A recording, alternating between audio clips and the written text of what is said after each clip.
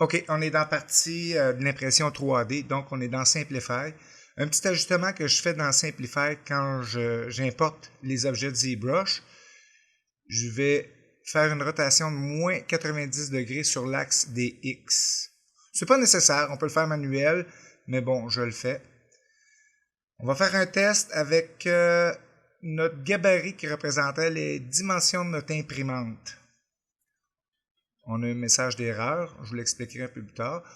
Là, cette pièce-ci est mal orientée. Je suis bon sur les X, mais pas sur les Z. Il faudrait que je fasse un ajustement dans ZBrush.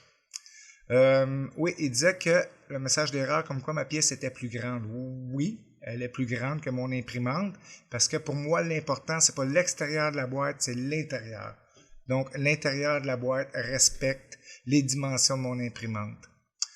Je vais importer le cube qui nous a servi de gabarit depuis le début.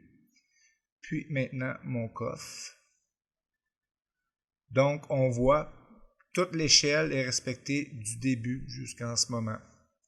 C'est pas pour un petit objet comme ça, c'est pas nécessaire. On peut le faire à la main.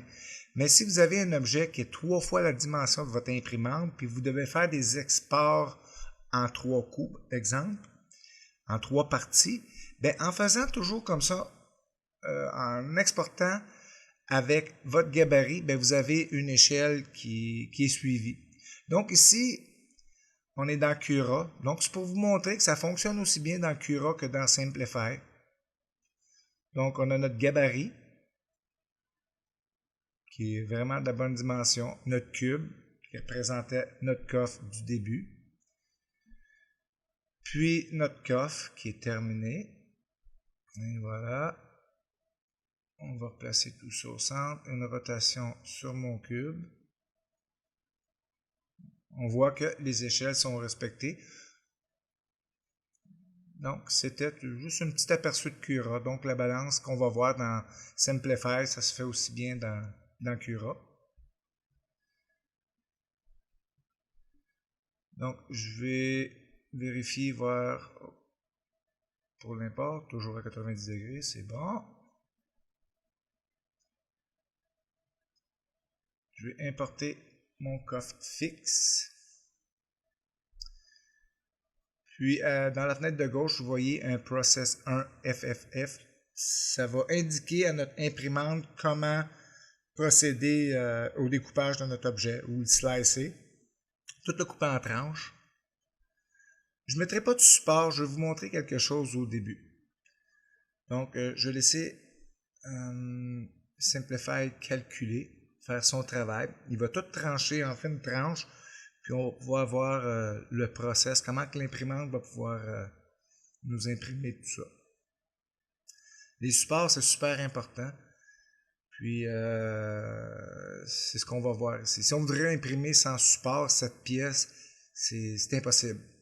Parce qu'une imprimante ne peut pas imprimer dans le vide. Si on regarde les contours du couvercle, sont dans le vide. Donc, le plastique ne tient pas dans le vide. Il y a certains angles qu'on peut, mais ici, c'est trop risqué.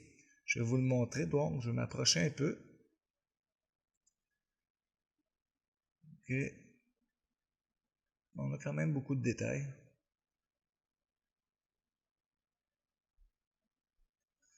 Un autre truc à faire attention, à prendre en considération, c'est l'épaisseur des murs. Je vais vous le montrer un petit peu plus tard, là.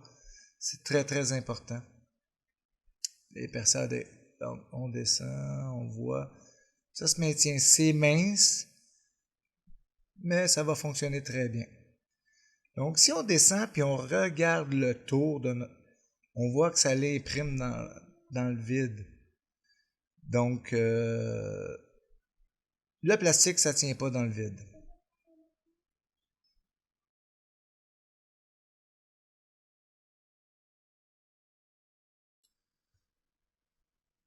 OK, donc, notre objet, on va lui rajouter des supports.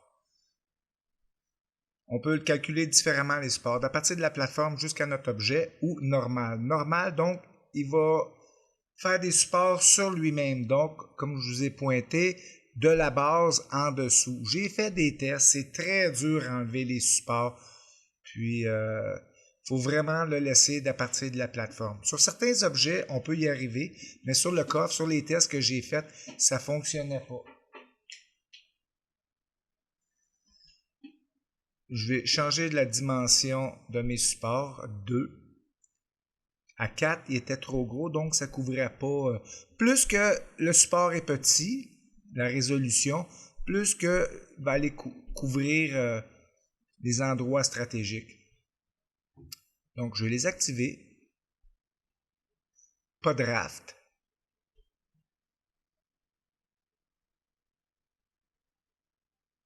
Un raft, c'est pour nous aider que notre pièce tienne bien sur la plateforme. Comme on a un dessous très très plat, ça va bien adhérer. Donc, je ne l'activerai pas. La résolution à 0.01. Habituellement, je fais entre 0.01 et 0.08 pour aller chercher le plus de détails que je peux. C'est quand même très long. La normale, c'est 0.2. Donc, les setups, ça, c'est tous les setups que j'utilise.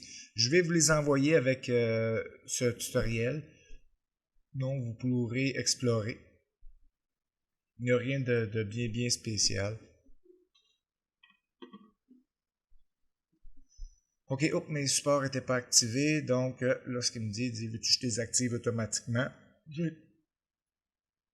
vais dire oui.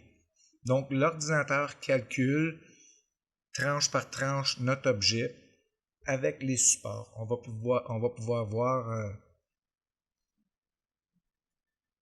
les supports, tout. Savoir s'il y a un problème.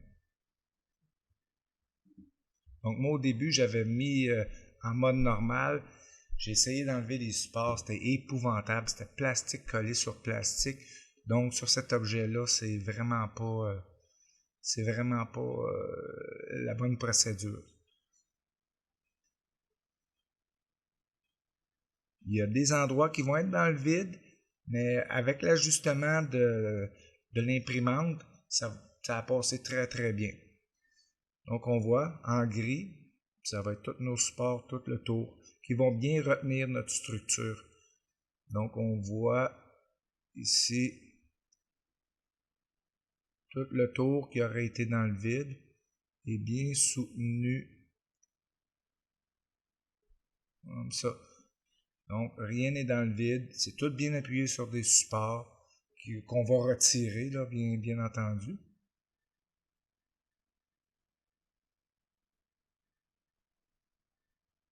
Le dessous est bien plat, ça va bien coller à notre bed. Fait que notre objet va être parfait. Vraiment, là.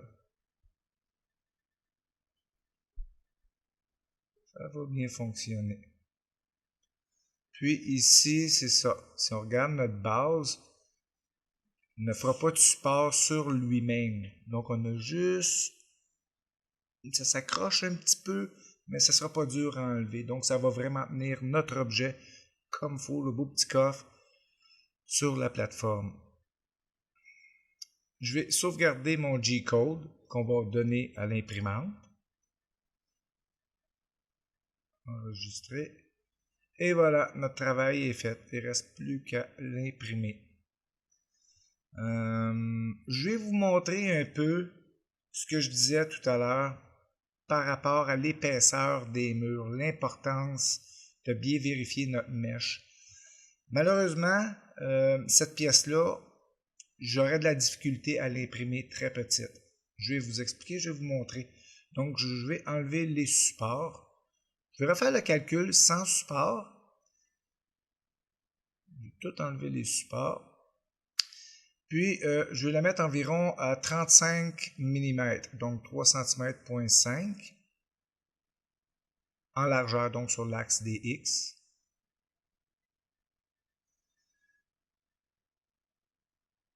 Ce serait comme une pièce pour un jeu de table, par exemple. Je vais relancer le calcul. Et voilà. Donc, on voit ici, il y a des parties de notre coffre qui disparaissent. Pourquoi? Parce qu'elles sont tout simplement trop minces. pour être imprimé. Donc, ce que je ferais à ce moment-là, je retournerais dans ZBrush, je mettrais un cube à l'intérieur qui serait le plus fidèle possible au coffre, puis je ferais une opération booléenne. Mais le coffre à l'intérieur, je le mettrais vraiment petit, ce qui nous ferait des cloisons un peu plus grandes. Donc, je pourrais l'imprimer à cette dimension-là, 35 cm de large.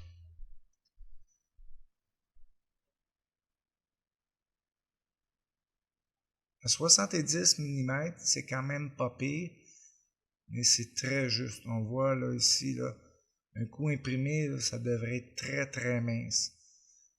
Donc, une petite correction, si vous avez ces problèmes-là, une petite correction dans ZBrush, puis c'est ça, vous allez être capable de l'imprimer aux dimensions que vous voulez. 70, on le remet par défaut à 55. Donc, avec toutes ces informations-là, vous pouvez bien débuter dans l'impression. Donc, j'espère que ça va bien aller, puis je vous souhaite bon 3D printing.